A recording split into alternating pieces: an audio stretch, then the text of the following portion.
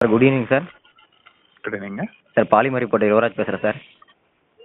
எங்க இருந்துங்க? Polymer reporter Yuvaraj பேசுகிறேன் சார். சொல்லுங்க. சார் ஒன்றும் இல்லை சார், இது கோட் படத்தோட பாட்டு இப்போ தான் வெளியே இருந்தது. சரி போடு பாடல் ஒன்றும் இல்லை சார். இந்த பாட்டில் வந்த அந்த முதல் வரிகள் பார்ட்டி ஒன்று தொடங்கட்டுமா, அடுத்தடுத்து வந்த அந்த கேம்பெயினை திறக்கட்டுமா, அடுத்து மைக்க கையில் எடுக்கட்டுமா, இந்த வரிகள் எல்லாமே இந்த விஜய் சார் வந்து அரசியல் கட்சி தொடங்கினது அது தொடர்பாக எழுதப்பட்ட அந்த வரிகள் தானா சார், இல்லை படத்தோட ஒன்றிய வரிகள்?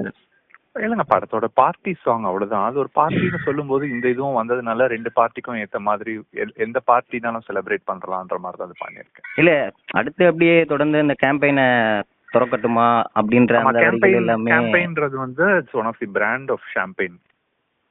Okay okay okay. அதே மாதிரி உங்க இடையில பாட்டோட நடுவுலையுமே சரி, உங்க பார்ட்டிக்கு தான் எங்களுடைய வாக்கு அப்படின்ற மாதிரியும் சில அந்த வரிகள் எல்லாமே இடம்பெற்றிருந்தது.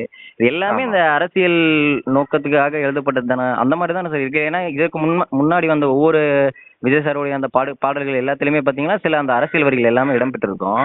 அந்த வகையில் அதே மாதிரி தான் இதுல ஜஸ்ட் ஒரு வேர்ட் பிளே தாங்க எல்லாமே. வாக்குன்றது நாங்க இங்கிலீஷ்ல இருக்கிற WALK வாக்கும் தமிழ்ல இருக்கிற வாக்கு எல்லாமே கலந்த மாதிரி ஜஸ்ட் யூஸ் இதுல இல்ல பண்ணும்போது அது யாருனாலும் எந்தனாலும் மீனிங் எடுத்துக்கலாம் அப்படின்ட்டு ஒவ்வொரு லைனுக்கும் ரெண்டு மீனிங் இருக்கும். நீங்க வந்து செலிப்ரேட் பண்ற பார்ட்டினாலும் எடுத்துக்கலாம், நீங்க வந்து பொலிட்டிக்கல் பார்ட்டினாலும் எடுத்துக்கலாம். அது மாதிரி அந்த ஒரு வெங்கட் பிரபுக்கும் இதுவாகிற மாதிரி அவரோட அந்த பார்ட்டி வைப்ஸ்க்கு செட் ஆகிற மாதிரியும் வேணும் அப்படின்ற மாதிரி பண்ணிருந்தோம். அதான் வெங்கட் பிரபு சாரோட அந்த சிச்சுவேஷனுக்காக எழுதப்பட்ட வரிகளும் ஆஸ் யூஷுவல் விஜய் சாருக்காக எழுதப்பட்ட அந்த வரிகளும் அப்படின்னு எடுத்துக்கலாமா சார்? அப்படிதான் எழுதப்பட்டது எடுத்துக்கலாங்க, அப்படிதான் எடுத்துப்பாரு. ஆமா கண்டிப்பா பண்ணும்போதே அது மாதிரி ஒரு ரெண்டு இது ஒரு எப்படினாலும் எடுத்துக்கலாம் மீனிங் அப்படின்ற மாதிரி பண்ணும், அவ்வளவுதான்.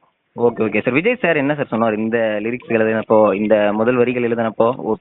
ஒரே ஒரு வாட்டி தான் பார்த்தேன் நான், இதை ரெக்கார்டிங் போது நான் இல்ல, பூஜையில பார்த்தப்போ இந்த பாட்டு ரொம்ப நல்லா வந்திருக்கு, தேங்க்ஸ் அப்படின்னாரு.